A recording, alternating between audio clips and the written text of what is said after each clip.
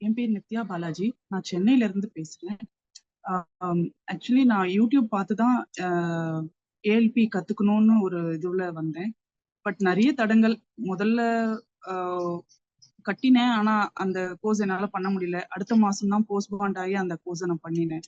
இந்த இந்த ஏஎல்பியை படிக்க ஆரம்பிச்சேன்.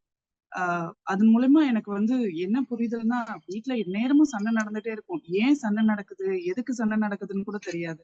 இப்ப எல்லாமே புரிஞ்சுக்கிற நிலைமையில நான் இருக்கேன். சோ என்ன நானே புரிஞ்சுக்கிட்டு கண்ட்ரோல் பண்ற அளவுக்கு நான் இப்போ ஓரளவுக்கு வந்திருக்கேன்.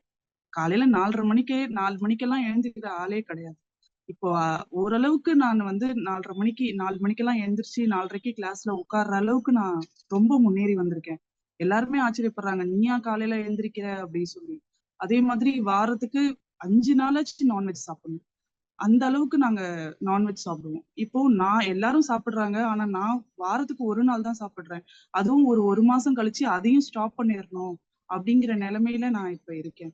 சோ வீட்டுல இருக்கிறவங்களதோட என்னோட பையன், என் ஹஸ்பண்டோட ஜாதகத்தை பார்த்து இவங்க எல்லாம் ஏன் இப்படி இருக்காங்கன்றத தெரிஞ்சுக்கிட்டது எனக்கு பெரிய சக்சஸ்ஃபுல்லா இருக்கு.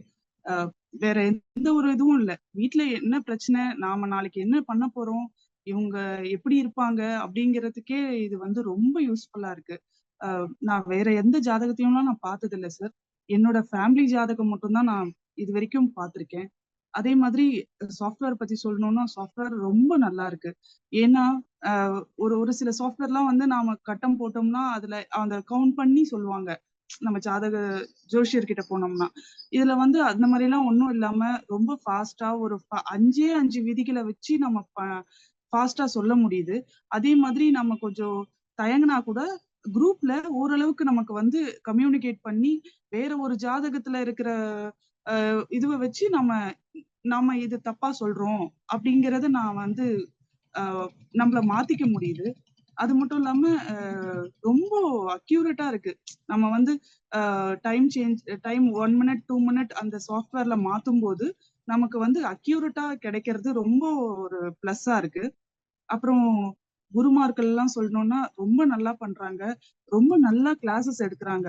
சோ புரியலன்னா கூட நமக்கு திரும்ப திரும்ப எடுத்து எடுத்து சொல்லணும் அப்படிங்கிற மாதிரி இருக்காங்க.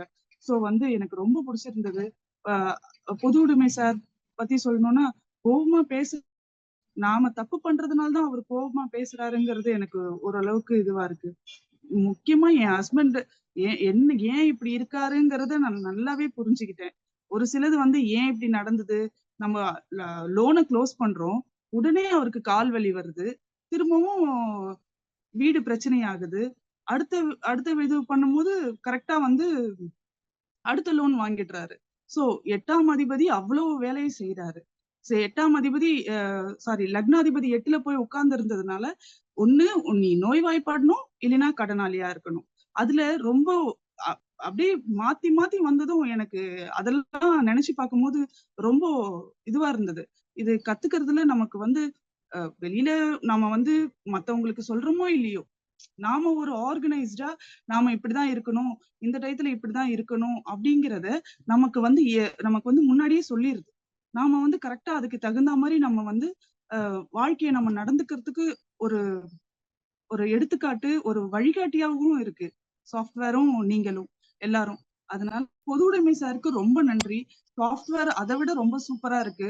எல்லா குருமார்களும் ரொம்ப நல்லா கிளாஸ் எடுக்கிறாங்க. ரொம்ப தேங்க்ஸுங்க சார். நான் எங்க வீட்ல என் ஹஸ்பண்ட் வந்து முதல்ல சொன்னது என்னன்னா, நீ நீ வந்து உன் டைமை வேஸ்ட் பண்ற, சும்மா உட்காந்துக்கிட்டு இதெல்லாம் பண்ணிக்கிட்டு இருக்கிற அப்படின்னுட்டு இருந்தாரு. இப்போ எனக்கு அவரு என்ன வேணா சொல்லிட்டு போங்க. இப்போ அதுதான் சொல்றேன் நான் அவர்கிட்ட, நீங்க என்ன வேணா சொல்லிட்டு போங்க, நான் இதை படிக்கதான் செய்வேன், நான் இதை பண்ணதான் செய்வேன். நீங்க வந்து உங்களுக்கு கிரக நகலை சரியில்லை. சார் எப்பவும் சொல்வாரு, கிரகம் அப்படிதான் பண்ணும், அதை ஒண்ணுமே பண்ண முடியாதுன்னு சொல்லுவாரு. அது எனக்கு அந்த இவர் சொல்லும் போதெல்லாம் பொதுவுடைமை சார் சொன்னதுதான் ஞாபகம் வரும். கிரகம் அப்படிதான் கொண்டு போகும், கிரகம் அப்படிதான் பேச வைக்கும், அப்படிதான் இருப்பாங்க அப்படிங்கிறது எனக்கு இதன் மூலமா நிறைய தெரிஞ்சுக்கிட்டேன். ஒரு சிலது வந்து நான் அதோடவே இருக்கவும் கத்துக்கிட்டேன். பையன் இப்படிதான் இருப்பான், நம்ம கொஞ்ச நாளைக்கு இவனை இப்படிதான் பண்ணணும். எவ்வளவு கோபம் வரும்னு அந்த அளவுக்கு கோபம் வரும். அந்த அளவுக்கு போட்டு அடிக்கவும் அடிச்சிருவேன். இப்போ வந்து அவன் அவன் அவ்வளவுதான், இன்னும் 3 வருஷத்துக்கு அப்படிதான் இருப்பான்னு தெரிஞ்சதுக்கு அப்புறமா சரி கொஞ்சம் விட்டு பிடிப்போம். படிக்கும்போது மட்டும் கொஞ்சம் அவனை கொஞ்சம் கூட உட்கார வச்சுக்கிறது. மத்த நேரத்துல எல்லாம் கொஞ்சம் கொஞ்சம் அப்படி அப்படியே அவன் இஷ்டத்துக்கே கொஞ்சம் கொஞ்சமா விட்டுருக்கேன். இந்த மாதிரி நமக்கு என்னோட ஃபேமிலியே என்னால கொஞ்சம் சேஞ்ச் பண்ண முடியுதுங்கும்போது, அ ரொம்ப சந்தோஷமா இருக்கு. ரொம்ப தேங்க்ஸ் எல்லாருக்கும்.